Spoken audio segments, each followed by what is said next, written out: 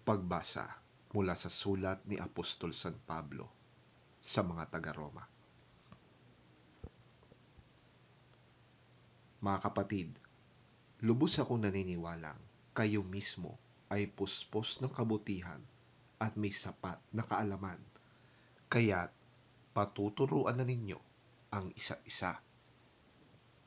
Gayunman, sa sulat na ito'y naglakas loob akong paalalahanan kayo tungkol sa ilang bagay. Ginawa ko ito dahil sa kagandahang loob ng Diyos sa akin upang maging lingkod ni Kristo Jesus bilang pari sa mga hentil. Ipinapangaral ko sa kanila ang magandang balita ng Diyos upang sila'y maging handog na kalugod-lugod sa Kanya dahil sila ay ginawang banal na ng Espiritu Santo. Kaya't sa mga gawaing patungkol sa Diyos, ang aking ipinagmamalaki ay si Kristo Jesus. Wala akong pinapangahasang ipagmalaki, kundi ang ginawa ni Kristo upang maakit ang mga hentil na sumunod sa Diyos sa pamamagitan ko, sa pamamagitan ng aking mga salita at gawa, sa tulong ng mga himala at mga kababalaghan, at sa pamamagitan ng kapangyarihan ng Espiritu ng Diyos. Kaya't mula sa Jerusalem hanggang sa Lirico, ipinangaral ko ang magandang balita tungkol kay Kristo.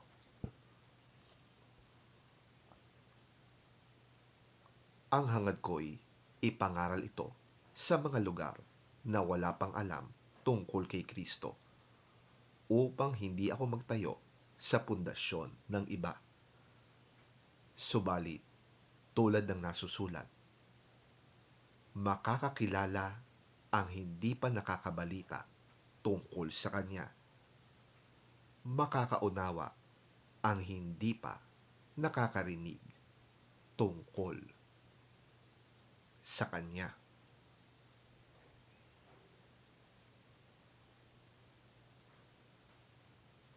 Ang salita ng Diyos. Salamat sa Diyos.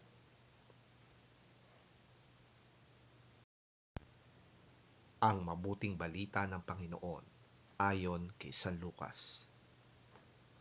Papuri sa iyo, Panginoon. Nagsalita uli si Jesus sa kanyang mga alagad. May taong mayaman na may isang katiwala. May nagsumbong sa kanyang nilulustay nito ang kanyang ari-arian.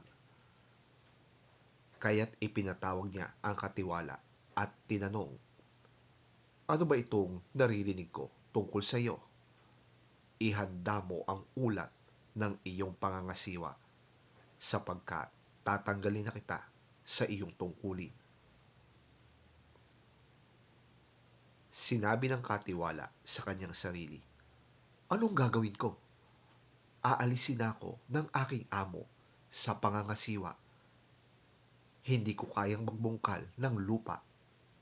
Nahihiya naman akong magpalimos. Alam ko na ang aking gagawin. Maalis man ako sa pangangasiwa, ay may tatanggap naman sa akin sa kanilang tahanan."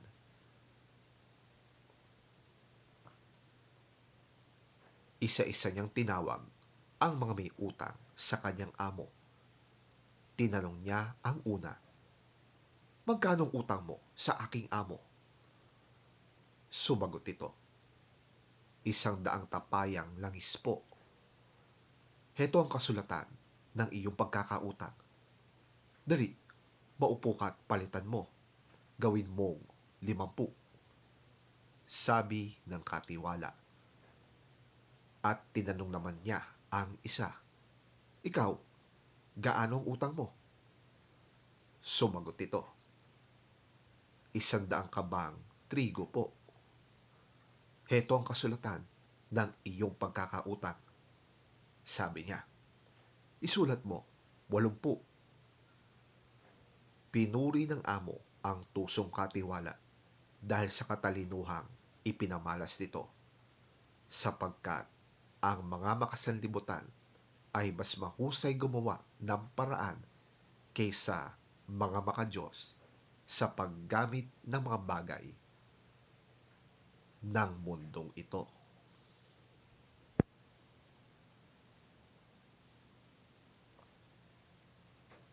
Ang mabuting balita ng ating Panginoon. Pinupuri ka namin, Panginoong Hesukristo.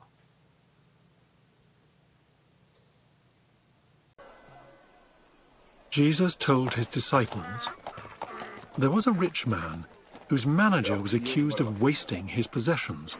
So he called him in and asked him, 'What is this I hear about you? Give an account of your management, because you cannot be manager any longer.' The manager said to himself, 'What shall I do now?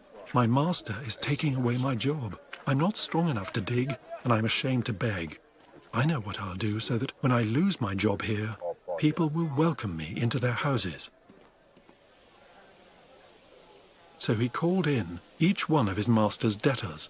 He asked the first, 'How much do you owe my master?' 900 gallons of olive oil,' he replied. The manager told him, 'Take your bill, sit down quickly, and make it 450. Then he asked the second, 'And how much do you owe?' 1,000 bushels of wheat,' he replied. He told him, 'Take your bill and make it 800. The master commended the dishonest manager because he had acted shrewdly. For the people of this world are more shrewd in dealing with their own kind than are the people of the light.